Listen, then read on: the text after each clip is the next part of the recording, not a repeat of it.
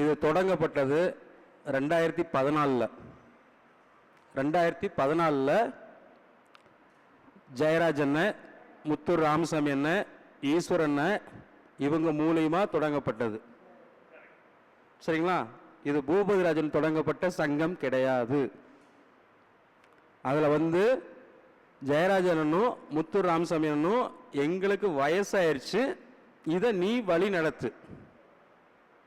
சரிங்களா? அன்னைக்கு அந்த சங்கத்தில் 2014 பேசின விஷயங்கள் கிடைச்சிருந்தா, சரிங்களா, அன்னைக்கு பேசின விஷயங்கள் கிடைச்சிருந்தா இன்னைக்கு யாராக இருந்தால் ஜோதிடர். அன்னைக்கு நம்மகிட்ட யூடியூப் சேனல் கிடையாது, பேசுனது குறிப்பு தான் எடுத்துக்க முடியும், இல்லைன்னா மெமரியில் தான் வச்சுக்க முடியும். ஆனால் உலகநாதன் ஐயா அவர்களால் தொடங்கப்பட்ட சங்கம், இந்த சங்கம்லாம் வந்து ஏங்க என்கிட்ட நிறைய பேர் கேட்குறாங்க, ஏங்க தென் மாவட்டத்தில் சங்கமே இல்லையா, இல்லை சென்னையில் கிடையாதா, அது ஏங்க எல்லாருமே நாமக்கல், அதுவும் பள்ளிப்பாளையம், திருச்செங்கோடு, நாமக்கல்னே சொல்லிட்டு இருக்கீங்க, இங்கே தான் ஜோசியர்கள் இருக்காங்களா, இங்கே தான் சங்கங்கள் இருக்கா அப்படின்னா, இதுக்கு விதைச்ச இடம் ஈரோடு கல்லுக்கடமேடு. புரியுதுங்களா? உலகநாதன் ஐயா அவங்க அப்பா 1901 தொடங்கப்பட்ட சங்கம் 1991 சந்திரசேகரன் தான் இங்க பள்ளிப்பாளையத்துக்கு டிரான்ஸ்பர் பண்ணார். இது நான் சொல்றது 100%. அதாவது அவர் ஒரு நடத்த முடியலன்னா அவருடைய கால சூழ்நிலைகள் வெளியுலகத்துக்கு போக வேண்டியதாக இருக்கு, வெளிநாடு, வெளியூர், வெளி மாநிலம் எல்லாம் போக வேண்டிய கால சூழலில் அண்ணாரிடம் தான் ஒப்படைச்சாங்க. அவர் ரோகிணி நட்சத்திரம், அண்ணன் திருவோண நட்சத்திரம், நெகவும் சதவீதமாக இருந்தாங்க. ஒரு காலத்தில் ஜோதிடர் முத எப்படி ஆபீஸ் போடணும்னு தெரியுங்களா? நீங்க எல்லாரும் ஆபீஸ் போடுறீங்க, முத ஜோசிகாரங்க எப்படி போடணும், வீடு கட்டணும்னா எப்படி கட்டணும். தம்பி அருமையா சொன்னார் ஒரு பரிகாரம் வாஸ்து பத்தி. ஒரு மாட்டை கொண்டு போய் கட்டி ஒரு வாரம் விட்டு, அண்ணன் வந்து கொங்கு மண்டபத்திட்ட முத ஒரு கொட்டாய் குடிசிலதான் ஜோசியம் பார்த்தார். புரியுங்களா? அன்னைக்கெல்லாம் வந்து பாத்தீங்கன்னா இன்னைக்கு எல்லாம் சொல்றாங்க 1000 பேர் நான் பண்ணிட்டேன், அதை பண்ணிட்டேன், அதை பண்ணிட்டேன்னு. 1991 ஒரு ஃபோன் கிடையாது, ஒரு வண்டி கிடையாது, ஒரு எந்த ஒரு யூடியூப் டிவி சேனல் எதுவுமே கிடையாது. எல்லாத்துக்கும் தபால் தான். கும்பகோணத்தாரும் முத்தூராரும் நம்ம சந்திரசேகரன்லாம் சங்கம் நடக்கும்போது மாச கூட்டத்துக்கு 500 பேர் வருவாங்க, மாத கூட்டத்துக்கு 500 ஜோதிடர்கள் வருவாங்க. இங்க வராத ஜோதிடர்கள் கிடையாது. அடுத்து இன்னொன்னு என்ன தெரியுங்களா? இந்த ஜோதிடம் சங்கம்னா என்ன, அதை நீங்க ஒண்ணு தெரிஞ்சுக்கணும். இங்க வந்து ஆளாளுக்கு ஒரு கருத்து சொல்றது, ஆளாளுக்கு ஒரு பதிவு பண்றது, ஒருத்தர் பரிகாரம் தம்பி சொன்ன மாதிரி பரிகாரம் இருக்குதுன்னு சொல்றது, ஒருத்தர் பரிகாரம் இல்லைங்கிறது, இதெல்லாம் கிடையாது. அப்பெல்லாம் என்ன தெரியுங்களா? இது எந்த நூல்ல இருக்கு, என்ன ஆதாரம் இருக்கு, நீ ஜாதகத்தை கட்டத்தை போடு, அந்த கட்டத்தில் பலன் எடுத்து சொல்லு, நீ எப்படி சொன்ன.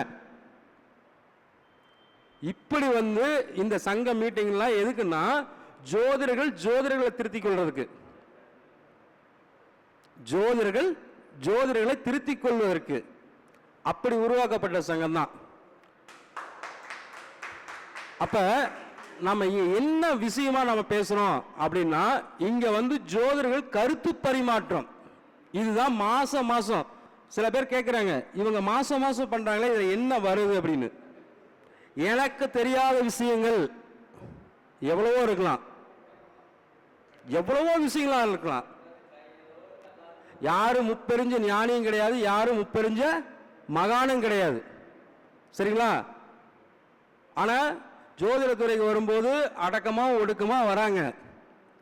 அப்புறம் பாத்தீங்கன்னா நான் 30 வருஷம் பார்க்கிறேன், 20 வருஷம் பார்க்கிறேன், 16 வருஷம் பார்க்கறேங்கிறாங்க. அவங்க மனசாட்சி சுட்டு உண்மையை சொல்லுங்க, நீங்க எத்தனை வருஷம் ஜோசியம் பார்க்குறீங்கன்னு. 2 வருஷத்துக்கு முன்னால என்கிட்ட ஜோசியம் படிக்கிறாங்க, கேட்டா இப்ப 16 வருஷம் நான் ஜோசியம் பார்த்துட்டு இருக்கிறேங்கிறாங்க. நீங்க என்ன சொல்லுவீங்க? இது என்ன நம்ம சொல்ல முடியும்? புரியுங்களா? அப்ப ஒரு விரல் நீ தப்பு பண்றேன்னு காட்டும் போது ஒரு விரல் உங்களை காட்டுது, ஒரு விரல் வானத்தை பார்க்குது, மீதி 3 விரல் என்ன பார்க்குது. அப்ப நாம யாரையும் குறை சொல்றதோ யாரையும் நம்ம இது பண்றதோ கிடையாது. நாம இங்க திருத்தருக்கோ இல்ல புத்தி சொல்றதுக்கோ வரல. ஒரு காலத்துல வந்து பாத்தீங்கன்னா ஜோதிடம் தெரியாதவங்க இந்த பள்ளிப்பாளையம் வந்தா கூட ஜோசியம் கத்துட்டு போயிடலாம். அந்த அளவுக்கு காரசாரமாக ஆதாரபூர்வமாக ஜோதிடம் இருந்தது. இன்னைக்கு வந்து பாத்தீங்கன்னா வாய்க்கு வந்தபடிலாம் பேசுறது, வாய்க்கு வந்தபடிலாம் சொல்றது, இந்த மாதிரிலாம் இருக்கு. இதைத்தான் நம்ம மாற்றணும். இது எப்போ மாற்றணும்? 2026 தான் மாற்ற முடியும். ஏங்க நீங்களே எலெக்ஷனுக்கு வரீங்களா அப்படின்னா 2026 தான் எனக்கு சனி மகாதிசை வருது. சரிங்களா? ராகு திசையில நம்ம சம்பாரிச்சோம், குரு திசையில அழிச்சிட்டோம். அடுத்து நம்ம எந்த திசையில சம்பாதிப்போம்? சனி மகாதிசையில சம்பாதிப்போம். புரியுதுங்களா? அப்ப இந்த குரு திசையில நம்ம சம்பாதிச்சிட்டோம்னா சனி மகாதிசையில என்ன பண்ணுவோம்? எல்லாம் போயிடும். சரிங்களா? 45 வயசுல அரசியலுக்கு வந்து முதலமைச்சர் ஆனவங்க எத்தனை பேரு? 45 வயசுக்கு மேல பணம் வந்துருச்சுன்னா அது உனக்கு நிரந்தரமா இருக்கும், நிலையா நிற்கும். ஒரு உதாரணத்துக்கு நான் சொல்றேங்க. இன்னைக்கு யாரோ ஒரு மந்திரம்லாம் சொல்றாங்க, இதுக்கு ஒரு வாய்ப்பு கிடைச்சிருக்கு. என்ன சொல்றாங்க? வாழ்க பாரதம், வளர்க ஜோதிடக்கலை, ஓங்குகள் ஜோதிடர்கள் ஒற்றுமை. இந்த காரக மந்திரம் யார் ஃபர்ஸ்ட் சொன்னது? அதுக்கு அர்த்தம் என்ன இருக்கு? அதை நம்ம கடைபிடிக்கிறோமா? அதை நம்ம ஃபாலோ பண்றோமா? சொல்லுங்க பார்க்கலாம். இன்னைக்கு 18-20 வருஷமா ஜோசியம் பார்த்துக்கிட்டு இருக்கக்கூடிய முருகேசனன் உலக நாடு ஃபுல்லா தெரிகிறாருன்னா அது காரணம் யாரு? சொல்லுங்க பார்க்கலாம். அப்ப இன்னைக்கு இருக்கிற ஜோதிடர்கள் எல்லாம் அறிமுகப்படுத்தி அவங்களை வெளிமுகத்தை கொண்டு வந்து வச்சது யாரு? அதை ஒண்ணு தெரியணும். நான் இந்த துறைக்கு என்ன செஞ்சிருக்கேன், நான் இந்த துறையில இருக்கேன், இந்த துறைக்கு நான் என்ன செஞ்சிருக்கேன் சேவை. அப்ப ஒரு காலத்துல நம்ம செஞ்சோம் அப்படின்னா எல்லா காலமும் எல்லாரும் இலவசமாவே செய்ய முடியாது. அவங்களுக்கும் குடும்பம், குட்டி, குழந்தைகள், சொந்த பந்தம், ஆசை பாசைகள் எல்லாம் இருக்கும். இப்ப நான் இது எதுக்கு சொல்ல வரேன் அப்படின்னா, நீங்க வந்து முதல் ஒண்ணு தெரிஞ்சுக்கணும். வாரம்னா என்ன, திதினா என்ன, யோகம்னா என்ன, சரிங்களா? நட்சத்திரம்னா என்ன, கரணம்னா என்னன்னு தெரிஞ்சுக்கணும். இதை ஒண்ணு நீங்க தெரிஞ்சுக்கிட்டீங்கன்னா உங்க வாழ்க்கையில நீங்க ஜெயிச்சிடலாம். அப்ப வாரத்துல 7 நாள், சரிங்களா? 7 நாள்ல நம்ம எல்லாரும் ஒவ்வொரு நாள்ல பிறந்திருப்போம். ஆனா நாம பிறந்த கிழமை, அந்த கிழமைநாதன், அதைத்தான் நீங்க பார்ப்பீங்க. அது கிடையாது. கிழமைக்கு அதிபதி செவ்வாய். எழுதிக்கங்க. கிழமைக்கு அதிபதி செவ்வாய். திதிக்கு அதிபதி சுக்கிரன்.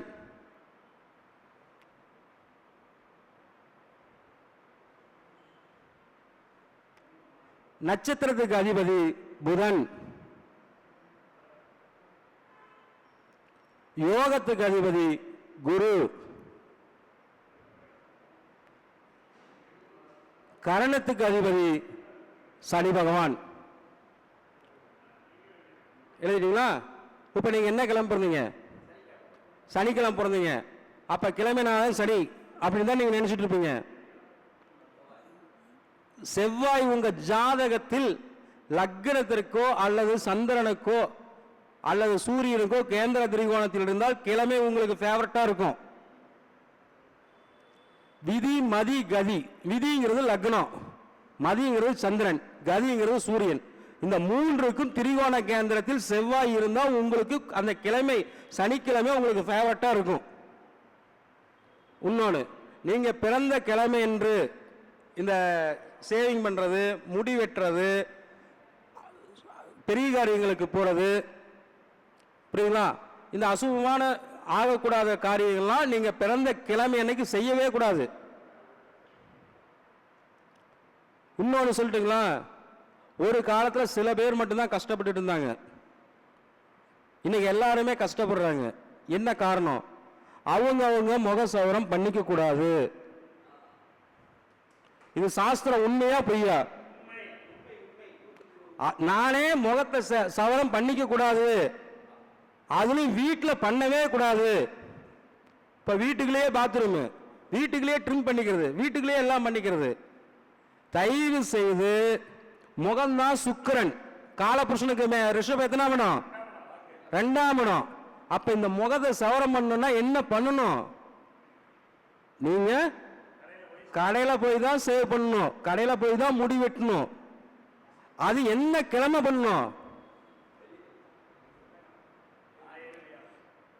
புதன்கிழமை, சனிக்கிழமை, வளர்பிறை திங்கட்கிழமை.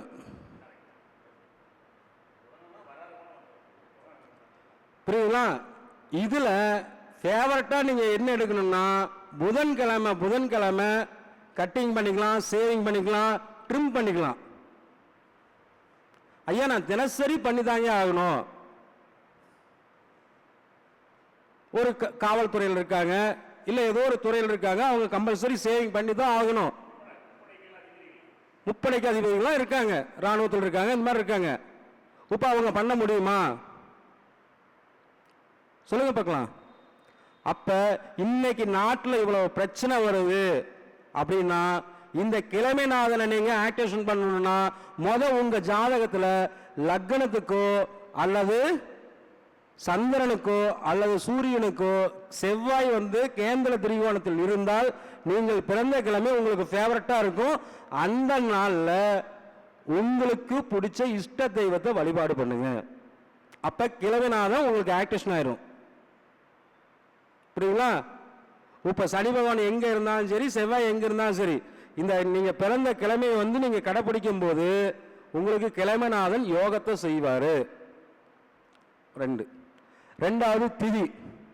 ஐயா நான் அசுப திதியில பிறந்துட்டீங்க, எனக்கு இந்த திதியில பிறந்தனால எனக்கு சூனியம் ஆயிடுச்சிங்க, திதி சூனியம் ஆயிடுச்சிங்க, முடக்காயிருச்சிங்க அப்படிலாம் நீங்க சொல்றீங்க. நான் அடுத்தவங்களுடைய கருத்துக்கு வரல. ஆனா திதிக்கு அதிபதி யாரு? சுக்கிரன். அப்ப இந்த சுக்கிரன் உங்க லக்னத்துக்கு அல்லது சந்திரனுக்கு அல்லது சூரியனுக்கு கேந்திர திரிகோணத்தில் இருந்தால் இந்த திதி சூனியமாக இருந்தாலும் சரி, முடக்கம் இருந்தாலும் சரி ஒன்றும் பண்ணாது. ஏன்? திதிக்கு அதிபதி யாரு? சுக்கிரன். அப்ப முதல்ல நம்ம லக்னத்துக்கு பார்க்கிறோம். லக்னத்துக்கு பார்த்தா 100%,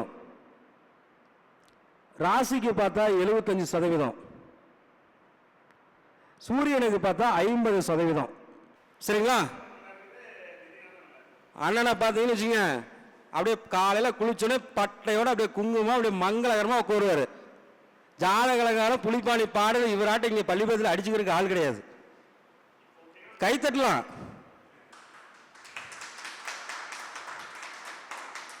சரிங்களா?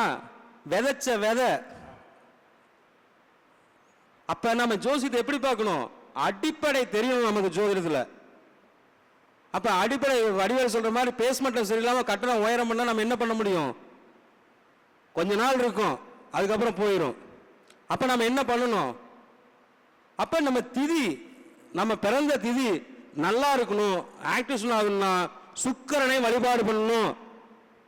அப்பதான் நம்ம பிறந்த திதி நமக்கு யோகத்தை செய்யும். ஏன்னா திதிக்கு அதிபதி, கிழமைக்கு அதிபதி செவ்வாய், திதிக்கு அதிபதி சுக்கிரன். சரிங்களா? அடுத்து நட்சத்திரம். இப்ப எல்லாரும் 27 நட்சத்திரம் பிறந்திருப்பீங்க.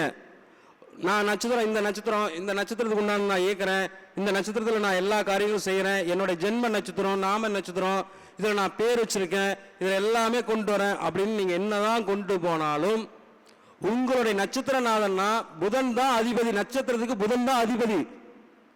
அப்ப லக்னம், ராசி, சூரியன், விதி மதி கதிக்கு கேந்திர திரிகோணத்தில் இருந்தா, லக்னத்துக்கு கேந்திர திரிகோணத்தில் இருந்தா 100% புதன் உங்களுக்கு ஆக்டிவேஷனா இருக்காரு. அதே சந்திரனுக்கு இருந்தா 75%, அதே சூரியனுக்கு இருந்தா 50%. அப்ப என்ன ஆகும்? உங்களுடைய ஜென்ம நட்சத்திரத்தை வழிபாடு செய்யும் போதும் இயக்கும் போதும் அந்த ஜென்ம நட்சத்திரம் உங்களுக்கு எந்த அளவுக்கு சதவீதம் வெற்றியை கொடுக்கும் அப்படின்னு இங்கதான் இருக்குது. ஒருத்தர் தன்னுடைய நட்சத்திரத்துக்கு உண்டானது செஞ்சாரு, அவர் சக்சஸ் ஆயிட்டாரு. ஆனா இன்னொருத்தர் அதை சொன்னா செட் ஆகல. ஐயா, கோடியில ஒருத்தருக்கு கூட நம்ம கட்டவரல் ரேகை யார்கிட்ட இல்லைங்கய்யா. உண்மையா பையா? எங்கிட்ட இருக்கிற கட்டவரல் ரேகை வேற யார்கிட்ட இருக்குமா? கைரேகை ஜோசி இருக்கா இல்லையா? கைரேகையில ஜோசி இருக்கா இல்லையா? இதுல ஏதாச்சும் எழுதி வச்சிருக்காங்களா? கைரேகை பார்த்து சொல்றாங்களா சொல்லியா? சொல்றாங்களா சொல்லியா? அப்ப நம்மளுடைய ஜாதகம் ஐயா அவருக்கு இருக்கிற மாதிரியே தான் எனக்கு இருக்கு. ஒரே வீட்டில் ஒரே ரெட்ட குழந்தைங்க பிறக்குது. 3 நிமிஷம் தான் ஆயிடுச்சு. ஒரு குழந்தை நல்லா படிக்குது, டாக்டர் ஆகுது. ஒரு குழந்தை படிக்காம ஊரை சுத்திட்டு வீட்டில் இருக்கிற பிரச்சனை எல்லாம் பண்ணிட்டு இருக்கு. இதுக்கு நம்ம என்ன சொல்லுவோம்? அப்பா அம்மா அவங்க தான் சும்மா ஒரு 5 நிமிஷம் லேட்டா பிறகுது. அப்ப இதை நம்ம எப்படி கொண்டுட்டு வரணும்? அதுல தாங்க நவாம்ச லக்னம் மாறுது. 3.20 நிமிஷம் ஒரு லக்னம் மாறுது. ஒரு பிரசவத்துக்கு டைம் ஆகுதான். அப்ப அம்ச லக்னம் மாறுதா மாறலீங்களா? அப்ப நவாம்சம் பார்க்கணுமா பார்க்க கூடாதா? அப்ப நம்ம நட்சத்திரம் இயங்கணும்னா ஜாதகத்துல புதன் நல்லா இருக்கணும். இதான உண்மை. அடுத்து யோகம். நீங்க என்ன நாம யோகத்தில் வேணாலும் பிறந்துருங்க. கண்ண நாம யோகத்தில் பிறந்திருக்கேன், சூழ நாம யோகத்தில் பிறந்திருக்கேன், எந்த யோகத்தில் பிறந்ததுனாலும் உங்களுக்கு லக்னத்திற்கு கேந்திர திரிகோணத்திலேயோ அல்லது சந்திரனுக்கு கேந்திர திரிகோணத்திலேயோ அல்லது சூரியனுக்கு கேந்திர திரிகோணத்தில் பிறந்திருந்த குரு இருந்தா உங்களுக்கு நீங்க பிறந்த நாம யோகம் வெற்றியை கொடுக்கும். ஐயா, விதியை பாருங்க, 2வது மதிய பாருங்க, 3வது கதியை பாருங்க. இந்த 3 இல்லையா, எதையும் பார்க்காத ஜாதகத்தை மூடி கொடுத்துருன்னு அன்னைக்கு பெரியவங்க சொல்லிட்டு போனாங்க. உண்மைங்களா? விதி மதி கதி கெட்டு போச்சா ஜாதகத்தை மூடி கொடுத்துரு, உனக்கு டைம் இல்ல, எனக்கு டைம் இல்ல, 1 மாசம் கழிச்சு வா. அன்னைக்கெல்லாம் பெரியவங்க அப்படிதான் சொல்லுவாங்க. இந்த ஜாதகம் மரணத்தை சந்திக்கக்கூடிய திசா புத்தி அமைப்பு இருக்குன்னா ஜாதகத்தை எடுத்து பார்த்துட்டு, சாமி இந்த ஜாதகம் நான் இப்ப பார்க்க கூடாது, ஒரு 3 மாசம் கழிச்சு இந்த தேதியில வா. எதுக்கு? நீ உயிரோடு இருந்தா வா பார்க்கிறேன் அப்படின்னு அவங்க இப்படி சொல்ல மாட்டாங்க. சொல்லாம அப்படி சொல்லுவாங்க. புரியுதுங்களா? அப்ப உங்களுடைய நீங்க பிறந்த நாம யோகம் நல்லா இருக்கணும்னா உங்களுக்கு என்ன பண்ணணும்? உங்க ஜாதகத்துல குரு பலமா இருக்கணும். சரிங்களா? அடுத்தது கரணம். தம்பி சொன்னாங்க இந்த கரணத்தில் பிறந்திருக்கோம், அந்த கரணத்தில் பிறந்திருக்குன்னு. சரிங்களா? கரணத்துக்கு அதிபதி சனி பகவான். கரணம் தட்டினா மரணம். அப்ப ஆயுள் காரகன் யாரு? அங்க கரணம் தானே அதிபதி. கரணத்துக்கு அதிபதி சனி பகவான் தானே.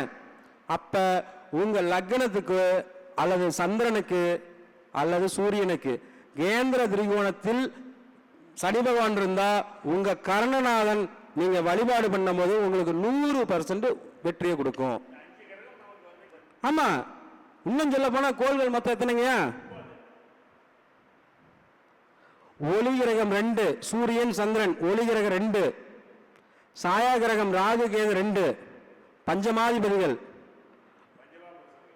ஓகேங்களா? என்ன கிரகம்? செவ்வாய், புதன், குரு, சுக்கிரன், சனி. சரிங்களா?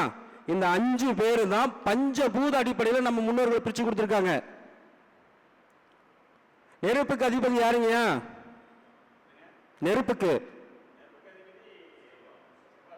செவ்வாதான், சூரியன் கிடையாது. நீருக்கு அதிபதி யாரு? சுக்கிரன். சரிங்களா? ஆகாயத்துக்கு குரு. சரிங்களா? காற்றுக்கு அதிபதி யாரு? சனி பகவான். நிலத்துக்கு அதிபதி புதன். சொல்றேன் பாருங்க, செவ்வாய் நெருப்பு, பஞ்சபூதத்துல செவ்வாய் நெருப்பு, புதன் நிலம், குரு ஆகாயம், சுக்கிரன் நீர், சனி பகவான் காற்று. இப்ப பஞ்சபூதம் வந்துருச்சு. அப்ப நட்சத்திரத்துக்கு யாரு? நட்சத்திரத்துக்கு அதிதேவதை செவ்வாய், சாரி கிழமைக்கு அதிபதி செவ்வாய். இப்ப நட்சத்திரத்துக்கு புதன் வந்துறாரு.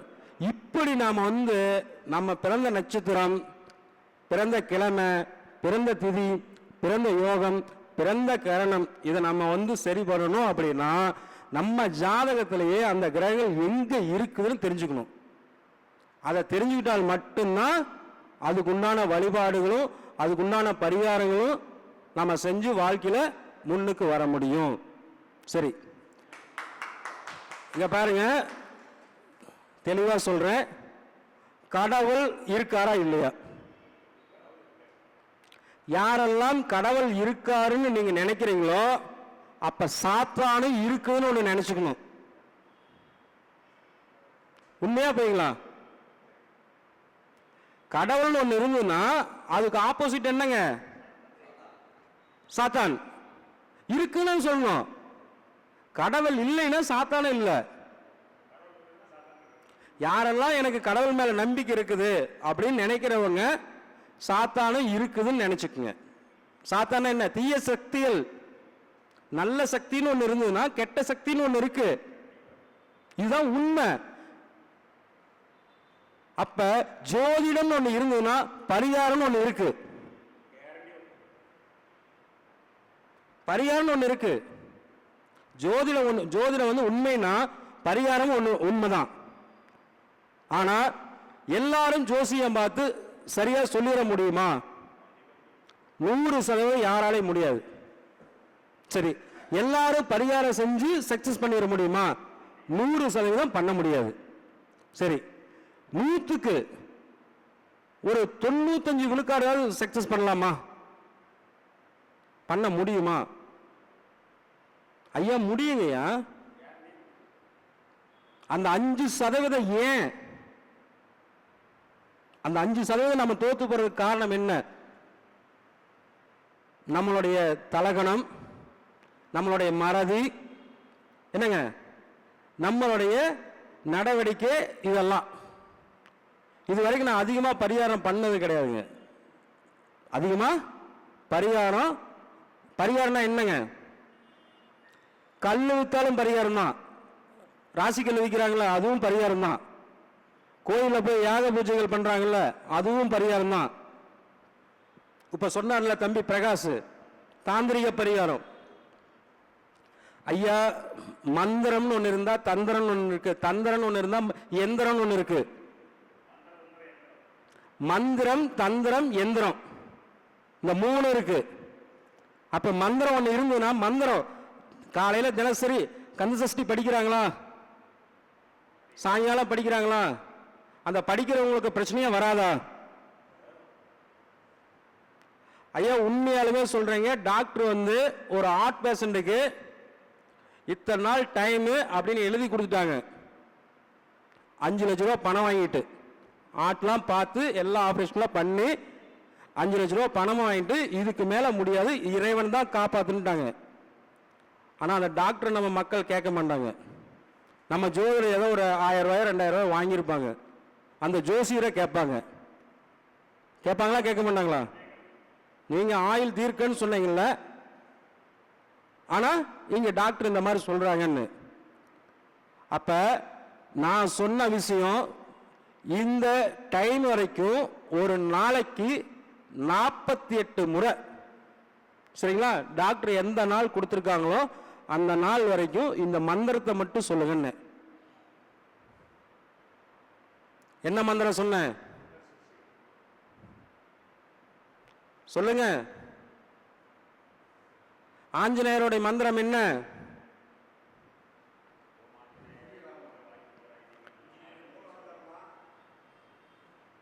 ஆஞ்சநேயருடைய மூல மந்திரம் என்ன? சாலிசான்னு வரும். என்ன சாலிசா மந்திரம் வரும்? சாலிசா.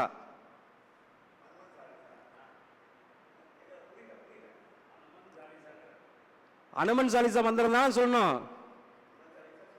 அதுக்கு என்ன காரணம்?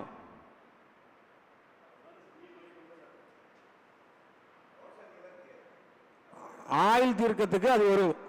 ஆயுள் கண்டத்துக்கு என்ன மந்திரம் படிக்கணும்? அனுமன் சாலிசா மந்திரத்தை சொல்லும் போது அவங்களுக்கு வரும். ஆஞ்சநேயருடைய மந்திரம் செத்தவனையும் பிழைக்க வச்சது யாரு? செத்தவரையும் பிழைக்க வச்சு கூட்டு வந்தது யாரு? ஆஞ்சநேயர் தானே. புரியுங்களா? இது என் கண்ணு முன்னால நடந்த விஷயங்கள். சரிங்களா? சிம்ம லக்னம் பொண்ணு 7ல சனி பகவான், திருமணமே ஆகான்னு கொடுத்துட்டாங்க.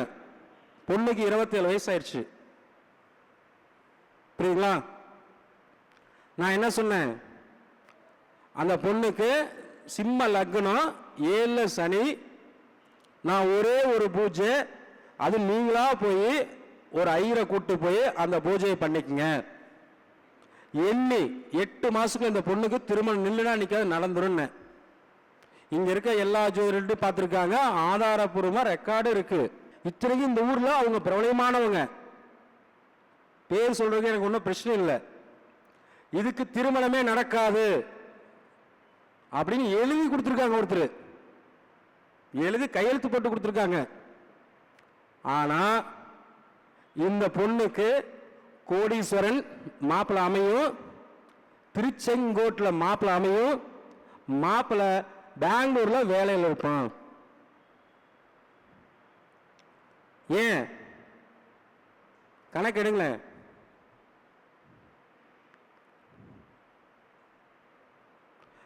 லக்னம் சிம்ம லக்னங்க, திருச்செங்கோடு, அங்க மழை வந்துருச்சா? சிம்மம்னா மழை தானே.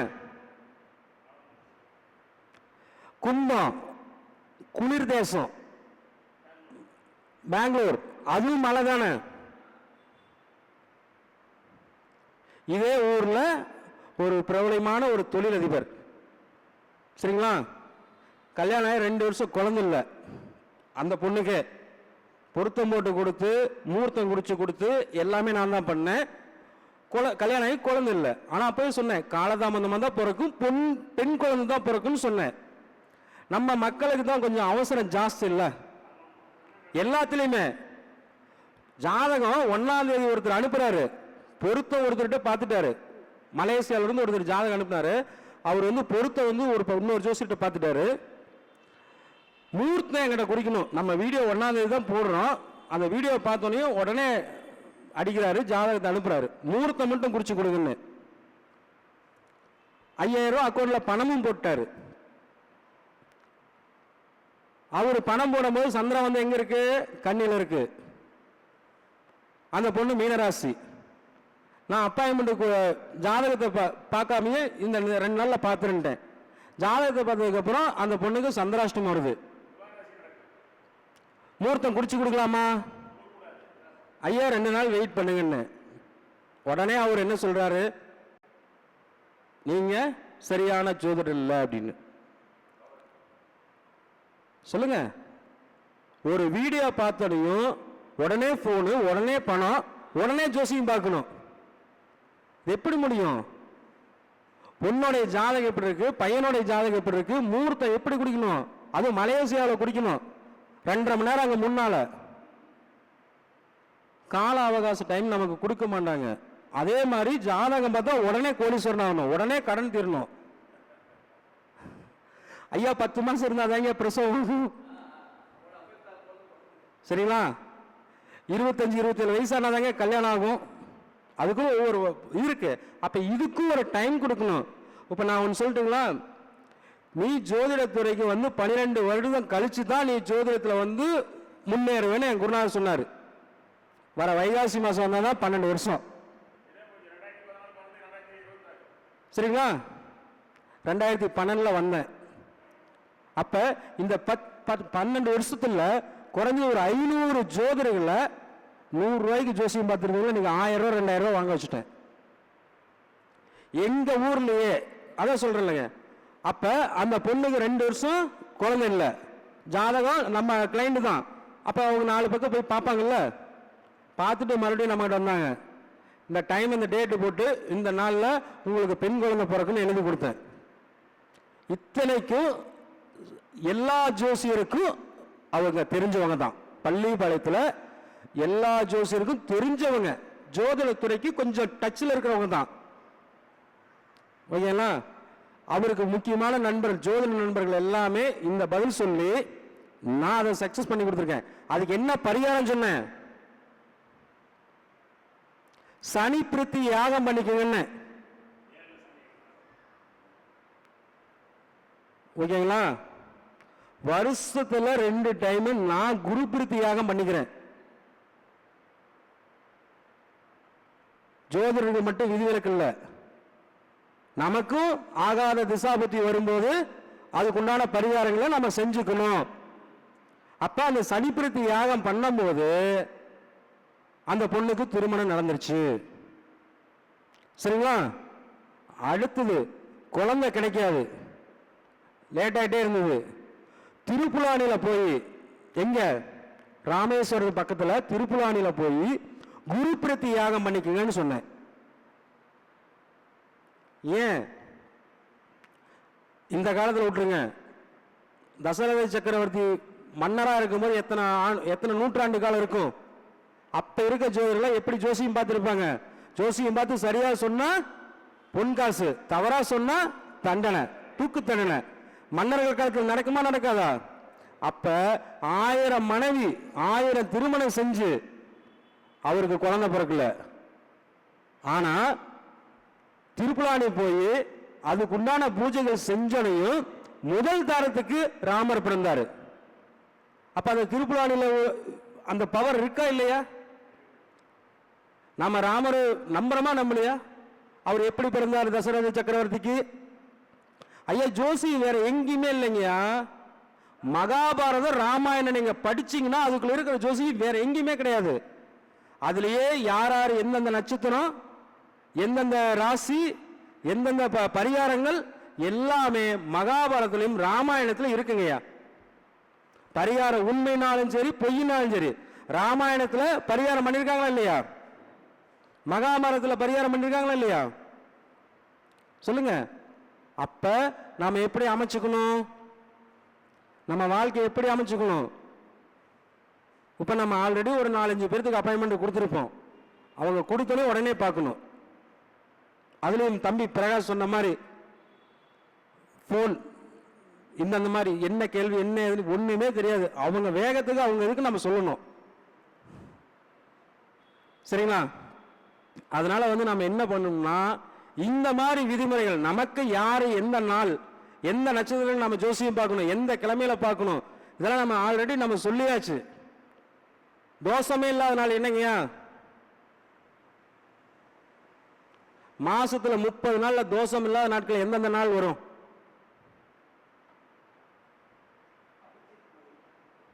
அது பொதுவாக எடுத்துக்கலாங்க. அபிஜித் முகூர்த்தம் பொதுவாக எடுத்துக்கலாம். நான் இன்னொன்று சொல்லட்டுங்களா? சந்திரனுக்கு குருவுக்கு திரிகோணத்தில் சந்திரன் வரும்போது கேந்திரத்தில் வரும்போது அந்த நாள் சுபகாரியம் நான் செய்யலாம். குரு இன்னைக்கு மேசல இருக்காருங்க. சரிங்களா? அவருக்கு திரிகோணத்தில் வரும்போது கேந்திரத்தில் வரும்போது அந்த நாள் நல்ல நாள். அதுல நம்ம நல்ல நேரம் எடுத்துக்கலாம். இப்படிதான் நம்ம நல்ல நேரம் இருக்கும். அதே மாதிரி 100வது மீட்டிங்ல சொல்லியிருந்தேன், ஐயா இதுக்கு சின்ன டைம் தான். நான் பேசுனது 1 மணி நேரம் பேசியிருப்பேன். தம்பி 10 நிமிஷம் தான் போட்டாரு. அது என்னன்னு தெரியல. ஒரு ஒரு சினிமா துறைக்கும் சரி யாரா இருந்தாலும் சரி கேமராமேன் மேக்கப் மேன் முக்கியம். புரியுங்களா? கேமராமேன் மேக்கப் மேன் முக்கியம். ஒரு சினிமா துறையில் இருந்தா கலைத்துறையில் இருந்தா. சரிங்களா? அவருடைய ரசனைக்குள்ள நாம போகணும், நம்மளோட ரசனைக்குள்ள அவரு வரணும். அப்பதான் நம்ம ஹிட் ஆக முடியும்.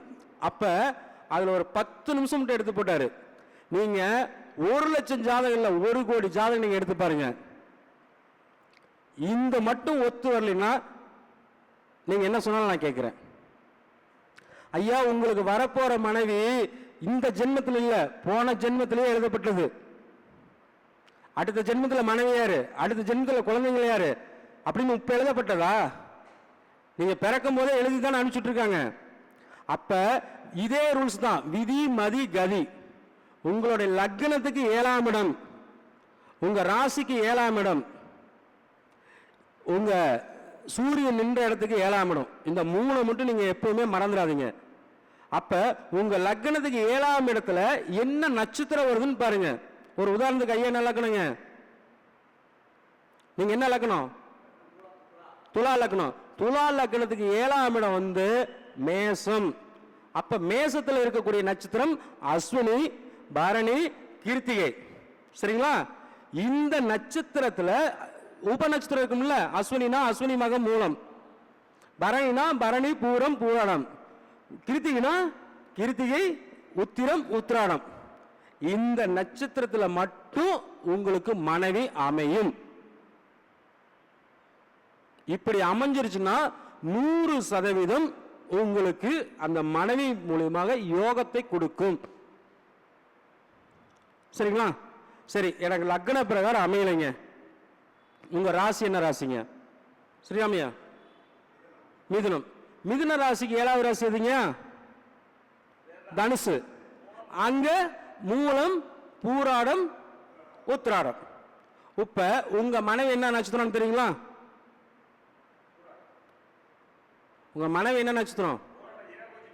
சரியா போச்சு இல்லைங்க?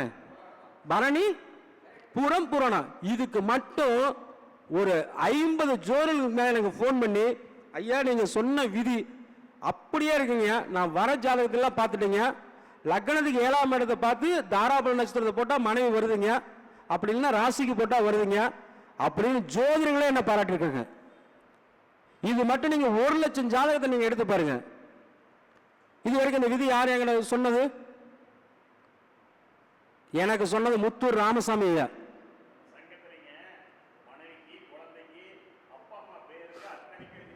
சரிங்களா? எனக்கு அதாவது யாரோ சொல்லாம நான் வானத்திலிருந்து குச்சி நான் வந்து பராசருடைய பேரனாவோ இல்ல முருகப்பெருமானுடைய உறவினரோ நான் வரல. எனக்கு இதை வந்து சொன்னது 7ஆம் பாவகத்தின் கதாநாயகன் பேர் வாங்கின முத்தூர் ராமசாமி ஐயா எனக்கு இதை சொல்லி கொடுத்தாரு. எனக்கு யாரோ ஒருத்தர் சொல்லி கொடுத்துருக்கணும்ல. நான் இது வரைக்கும் 12 வருஷம் நான் ஜாதகம் பார்த்துட்டேன். இந்த நட்சத்திரம் இந்த ராசி இந்த இதுலதான் உனக்கு பொண்ணு அமையும், இதுலதான் கணவன் அமையும், இதுல நான் ஃபெயிலரே ஆனதில்லை. இது உண்மை. நீங்களே செக் பண்ணி பாருங்க. உங்க ஜாதகத்துக்கு 7ஆம் இடம், லக்னத்துக்கு 7ஆம் இடம் இது, அதுல இருக்கிற 3 நட்சத்திரம், அதோட உப நட்சத்திரம் போட்டு வாங்க, 100% சக்சஸ் வரும்.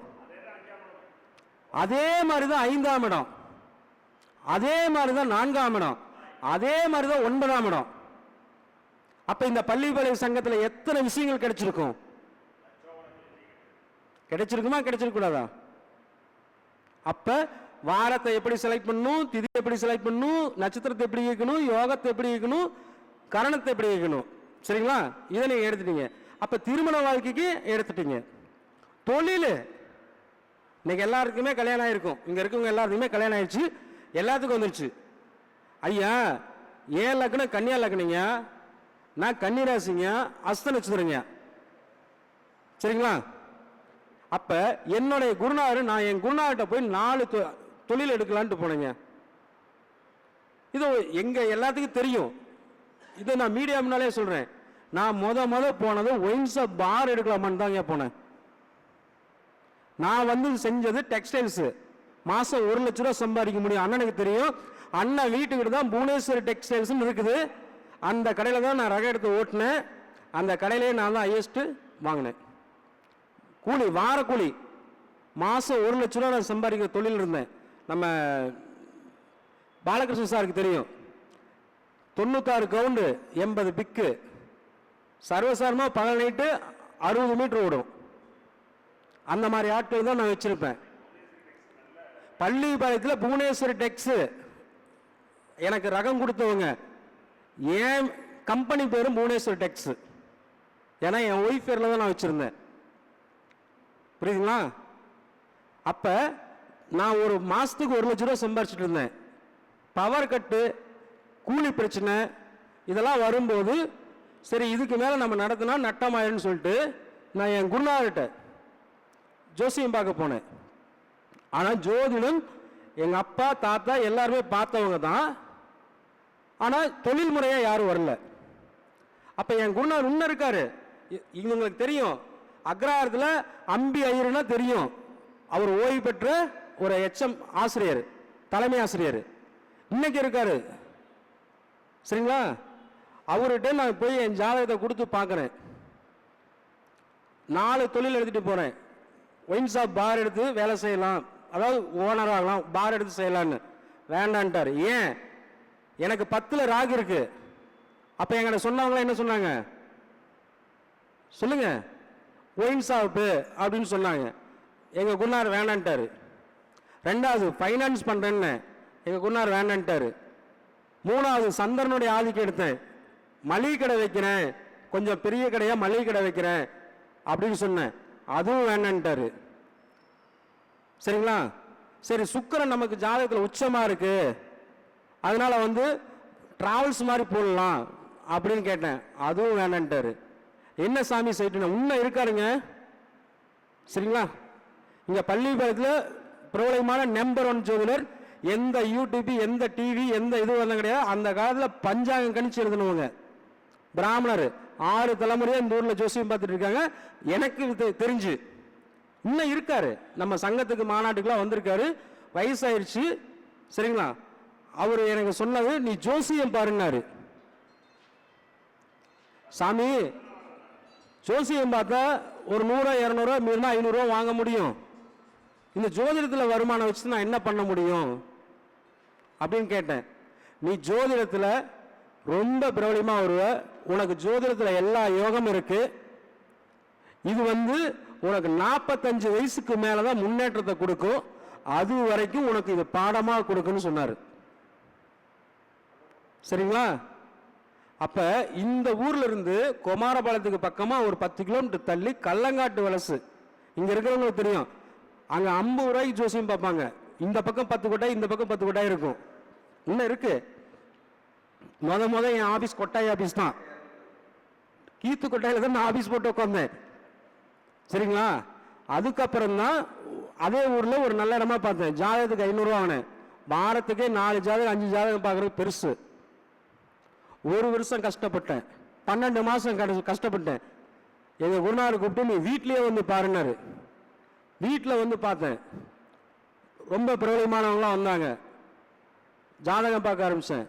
2015 போதெல்லாம் ஆஸ்திரேலியாவுக்கு முதல் ஜாதகம் நான் பார்த்தது ஆஸ்திரேலியா தான். இத்தனைக்கும் நான் ஒரு யூடியூப்ல வரல, எந்த டிவியில வரல, எந்த பத்திரிகையிலையும் கட்டுரை எழுத கிடையாது.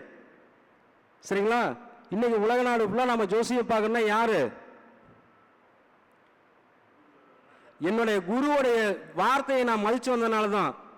உப்பும் சொல்றேன், ஒவ்வொரு டைம் எனக்கு சிரமம் வரும்போதெல்லாம் என் குருநாதருக்கு ஃபோன் பண்ணுவேன், இல்லை நேரில் போயிடுவேன். ஏன்னா இங்கிருந்து நடந்து போகிற தூரம் தான். அவர்கிட்ட போய் கேட்பேன், பொறுத்தார் பூமி ஆழ்வார். அவர் என்ன சொல்றது? பொறுத்தார் பூமி ஆழ்வார். அப்ப கண்ணில கணதுக்கு 10ஆம் இடம் எதுங்க? மிதுனம். சரிங்களா? அந்த மிதுனத்தில் என்ன நட்சத்திரம் இருக்கு?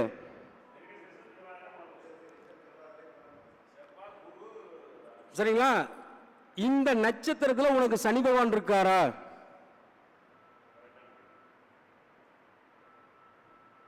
ஐயா புரியுதுங்களா புரியலைங்களா? கன்னி லக்னத்துக்கு 10வது வீடு, அதுல செவ்வாயோட நட்சத்திரம். செவ்வாய்னா ராணுவம், இந்த மாதிரி எடுத்துக்கலாம். அடுத்தது சுவாதி, இது திருவாதிரை. திருவாதிரை ராகுவோட நட்சத்திரம். அடுத்தது குருவோட நட்சத்திரம் புனர்பூசம். இந்த நட்சத்திரத்தில் சனி பகவான் இருக்காரா? அப்ப எனக்கு லக்னத்துக்கு 2ஆம் இடத்துல சனி பகவான் இருக்காரு, சுவாதியில. அப்ப ஜோதிடம் பேசித்தானே சம்பாதிக்க முடியும். வாக்கு பலித வேணுமா வேணாமையா? நாம என்ன டிகிரி வேணாலும் படிச்சுக்கலாம்.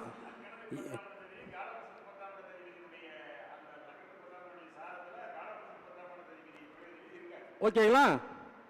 நீ ஜோசியம் பாரு. என்ன படிச்சிருந்தா வக்கீலா போயிருப்ப, படிக்கலைன்னா ஜோசியம் பாரு. நீ பேசிதான் சம்பாதிக்க முடியும். இதுக்கு 12 வருஷம் நீ வெயிட் பண்ணு. 45 முடிஞ்சு குரு திசை முடிஞ்சு சனி திசை வரும்போது உனக்கு இந்த திசை யோகத்தை கொடுக்கும், ஜோதிடத்தில் நீ பிரபலமா வருவினாரு. சரி, இதுக்கப்புறம் நீங்க இதை நீ வந்த துறைக்கு எதையோ ஒன்று செய்யணும்ல. இது வரைக்கும் எத்தனை ஜோதிடர்கள் நம்ம உருவாக்கிட்டு இருக்கோம். இன்னைக்கு பள்ளிப்பாளையம் குரு ஜோதிட ஆராய்ச்சி சங்கம் நான் முன்னேறி தான் போயிருக்கேன்னு சொல்லியிருக்காங்க. யாராச்சும் நான் பின்னோக்கி போயிருக்கேன்னு சொல்லியிருக்காங்களா? சொல்லுங்க. அப்ப நம்ம தொழிலை எப்படி எடுக்கணும் அப்படின்னா, நம்ம லக்னத்துக்கு 10ஆம் பாவகத்துல என்ன நட்சத்திரம் இருக்கு, அதுல நமக்கு கிரகம் இருக்குதா அப்படின்னு பார்த்து நம்ம தொழில் அமைச்சுக்கிட்டா நீங்களும் ஜெயிக்கலாம்னு சொல்லி, சரிங்களா? இப்ப நம்ம சங்கத்துடைய வளர்ச்சி, பள்ளிப்பாளையத்தில் இத்தனை மாநாடு, இத்தனை கருத்தரங்கம், இத்தனை மீட்டிங் நடக்குதுன்னா உலகநாதன் ஐயாவுக்கு அப்புறம் நம்ம சந்திரசேகரன் ஐயா தான் இத்தனைக்கு காரணம். இவருடைய முயற்சி மட்டும் இல்லைன்னா அன்னைக்கு பள்ளிப்பாளையம் ஒரு சங்கம் வந்திருக்காது. இது எனக்கு உலகநாதன் ஐயா சொன்னது, புரியுதுங்களா? திருவண்ணாமலை கட்டி, அதாவது 30 வருஷத்துக்கு முன்னால சந்திரசேகர் எப்படி இருந்தாரோ அது மாதிரி நான் உன்னை பார்க்கறேன்னு சொன்னார். ஏன் அப்படின்னா, உலகநாதன் ஐயா ரோகிணி நட்சத்திரம், இவர் திருவோண நட்சத்திரம், நான் அஸ்த நட்சத்திரம், புரியுதுங்களா? நான் எப்படி என் அன்பு தம்பி சந்திரசேகரை பார்த்தனோ அதுக்கப்புறம் உன்னை நான் பார்க்கறேன் அப்படின்னு சொல்லி திருவண்ணாமலை, பெங்களூரு, ஈரோடு, எங்க வேணாலும் மதுரை, எல்லா இடத்துக்கும் நான் கூட்டிட்டு போய் இன்னைக்கு ஜோதிடத்துல இந்த அளவுக்கு நான் வளர்ந்தது காரணம்னா அதுல உலகநாதன் ஐயாவுடைய பங்கும் இருக்குன்னு சொல்லி, நன்றி.